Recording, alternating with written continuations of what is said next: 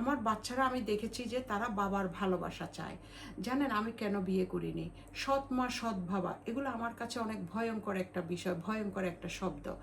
আমি কেন বিয়ে করিনি? আমি বিয়ে করিনি কারণ আমি চাইনি কখনো, অনেকগুলি কারণ। প্রথমত হচ্ছে যে আমি চাইনি আমার বাচ্চাদেরকে সৎ বাবা দিতে। দ্বিতীয়ত হচ্ছে যে আমি আমার বাচ্চারা চাইনি আমি বিয়ে করি। তৃতীয় হচ্ছে যে 3 নম্বর যেটা এবং মোস্ট ইম্পর্ট্যান্ট হচ্ছে এই নুনু মিয়া আমার বাচ্চার বাপে চাইনি আমি বিয়ে করি। সে বিয়ে করেছে, তারপরে সে আমাকে নিষেধ করেছে বিয়ে না করার জন্য। আমি বিয়ে করিনি, এগুলোর কারণে বিয়ে করিনি, অনেকগুলি কারণে বিয়ে করিনি। তারপরেও আমার রিসেন্টলি একটা বিয়ের যে প্রস্তাব এসেছে, চট্টগ্রামেরই একটা ছেলে আমার রিলেটিভ এনেছে। আমি তাকেও কিন্তু বলেছি যে তুমি যদি আমাকে বিয়ে করো তাহলে সাথে আমার যে স্বামী সে এবং তার যে বউ অর্থাৎ আমার সতীনের ছেলে মেয়ে সবাইকে বিয়ে করতে হবে, কারণ ওরা আমার ফ্যামিলি, ওরা আমার ফ্যামিলি, ওদেরকে ছাড়া আমি কিছু না। ওরা এখনও বেঁচে আছে, ওদের যে আত্মীয় স্বজন এখানে আমার ফেসবুকে আছে, ওরা দেখতেছে। আমি বলছি যে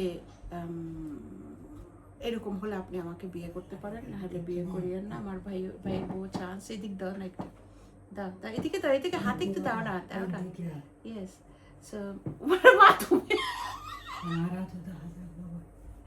আমার ভাইয়ের বউ আমার জন্য এখন চার সাথে আবার what is this is that, এটা আবার কি একটা নিয়ে আসছে।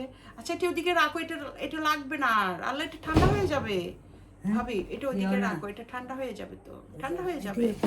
এটা এদিকে দিও না, ফ্যানের বাতাসের শোনা, তুমি এত কষ্ট করে আনছো।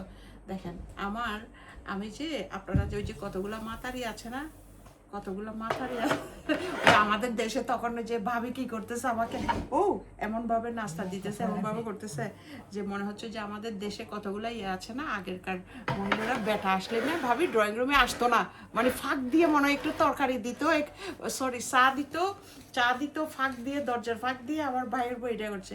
শুনেন, কিছু মাতারি এখানে আছেন না, আমাকে চেনেন, আপনারা মনে করেন যে হারে আমি একেবারে টায়ার্ড হয়ে যাচ্ছি এটা করতে এটা করতে এটা করতে, এত দুঃখ আমার জন্য। দেখেন দেখেন এখন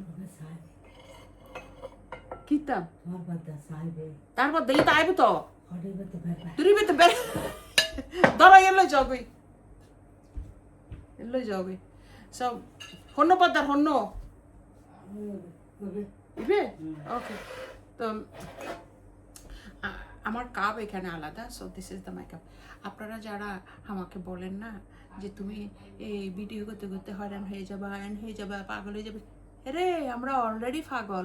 এই যে দেখো, তোমরা ওখানে দূরে বসে বসে লেকচার মারো, আমার কাছে আমার আত্মীয় স্বজন বন্ধু বান্ধব আছে, আমি এই যে বসে বসে ভিডিও করি না, সব এই যে তৈরি চলে আসে। দেখেছেন, এর আগে জোসেরটা দেখেছেন মনে হয় নিশ্চয়ই, এখন এটা দেখেন। আপনাদের মতো নিমক হারাম না, সামনে জড়াই ধরে পিছনে মানে ছুরি মারে না, ঠিক আছে, ওই রকম মানুষ না। আমার ভাইয়ের বউ, আমার মা, আমার ভাই, আমার সবার সম্মতিতে আমি ভিডিও করছি, ওকে। আমি এতদিন ভিডিও করিনি, আমি এই নুনু মিয়াকে জিজ্ঞেস করেছিলাম যে আমি ভিডিও করব। ভিডিও বলতে এইসব ব্যাপার না, আমি বলেছিলাম যে যে কোনো একটা মানে আমার একটা ভিডিও করব একটু ঈদের দিনের এটা সেটা, সে আমাকে নিষেধ করেছে, তার এই 2 নম্বরই ধরা পড়বে দেখে। কিন্তু আজকে আল্লাহর হুকুমে অটোমেটিক তাদের কারণে আমাকে ভিডিও করতে হচ্ছে, ঠিক আছে। আমি এইভাবে কখনো হবে ভুলে ভুলে স্বপ্নেও আমি ভাবিনি, এখন আমার নিঃশেষ পর্যন্ত থাকবে। আর আপনারা যারা কতগুলো ফালতু পুরুষ মহিলা আছেন না, ফালতুমি করতে এখানে আসবেন না, আমি বলে দিলাম, একদম সোজা বলে দিলাম, ফাইজলামি করতে এখানে আসবেন না, তেল মাথায় তেল দিবেন না। আমি হয়রান হয়ে যাচ্ছি, আমি মরে গেলে তো আপনারা আসবেন না, আসবেন যারা আসবে ওই যে দেখেন তারা। কয়বার দেখলেন এখন চা বানাইয়া, পানি বানাইয়া, শরবত বানাইয়া দিছে, কারণ আমি কথা বলতে বলতে টায়ার্ড হয়ে যাচ্ছি দেখে। আপনাদের মনে হচ্ছে আমি টায়ার্ড হয়ে যাচ্ছি কথা বলতে বলতে, মার থেকে মাসির দরদ বেড়ে গেছে। যে স্যারেনা পয়সা তো কোনোদিন 1 গ্লাস পানিও খাওয়ার নাই,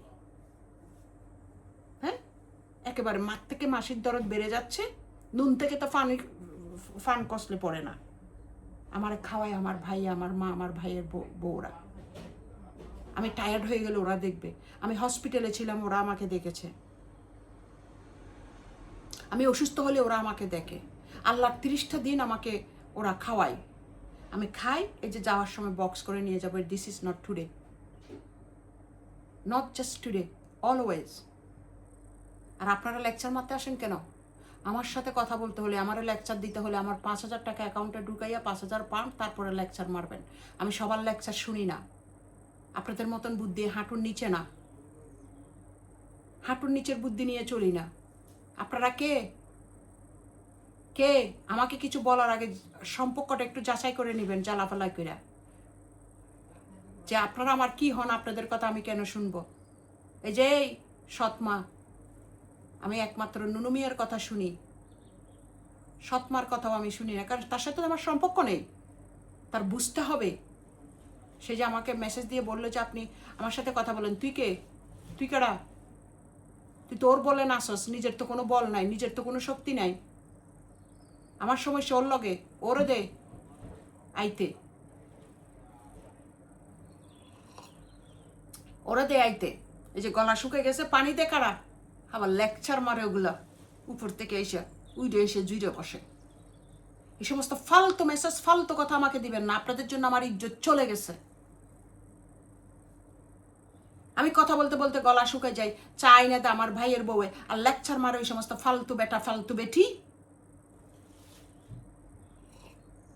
না না না না না, আমি শুধু সৎমার কথা বলছি না, নুনু মিয়ার কথা বলছি না, কতগুলো আজাইরা মহিলাও আছে, কতগুলো আজাইরা বেটাও আছে, এদের সাথেও বলছি। আমাকে কিছু বলার আগে, আমাকে কিছু শোনানোর আগে নিজেকে জিজ্ঞেস করে নেবেন, হাঁটুর নিচে বুদ্ধি রাখবেন না, যে আমি আপনাদের কি হই, কতটুকু সম্মান করি, কতটুকু রাখতে পারি, কেন এবার রাখবো। যান, এতটুকু পর্যন্ত বুদ্ধি দিয়ে দিলাম আপনাদেরকে। আপনাদের কথা শুনবো কেন, এটা চিন্তা করিয়েন। আর নাহলে সলিসিটরের কাছে যান, 50 টাকা ইয়া দিয়ে ভিজিট দিয়ে জিজ্ঞেস করেন। মাথায় উঠে গেছেন একবারে, শুধুমাত্র একটু ইজ্জত করেই দেখা মাথায় উঠেছেন। মাথার থেকে যখন ফেলবো না, তখন ব্যথাটা কে পাবে এটা চিন্তা করে দেখিয়েন। ব্যথাটা কে পাবে তখন সেটা চিন্তা করে একটু দেখেন। ওইটা আর বুঝেন না, ওইটা বুঝতে গেলে ওই যে হাঁটুর নিচে বুদ্ধি বললাম না এখন আবার, ওইটা আর নাই। যে বেটি তো আমাদেরকে সম্মান করে মাথায় উঠেছে, যদি এটা যে বলতে যাচ্ছে অনধিকার চর্চা করছি, অনধিকার চর্চা করতে গিয়ে যদি মাথার থেকে ফেলে, তো ব্যথা তো আমরা পাবো। আমার ভাইয়ের বউরা আছে, আমাকে যারা খাওয়ায় পড়ায়, তারা আমার জন্য এগুলা করে, ঠিক আছে? ওরা আমাকে বললে ঠিক আছে, এবং ওরা আপনাদের মতন করে এভাবে বলবেও না। ওরা আমাকে এখানে বসাই দিছে, আমাকে এনে এনে খাওয়াবে, এনে এনে করবে সব কিছু।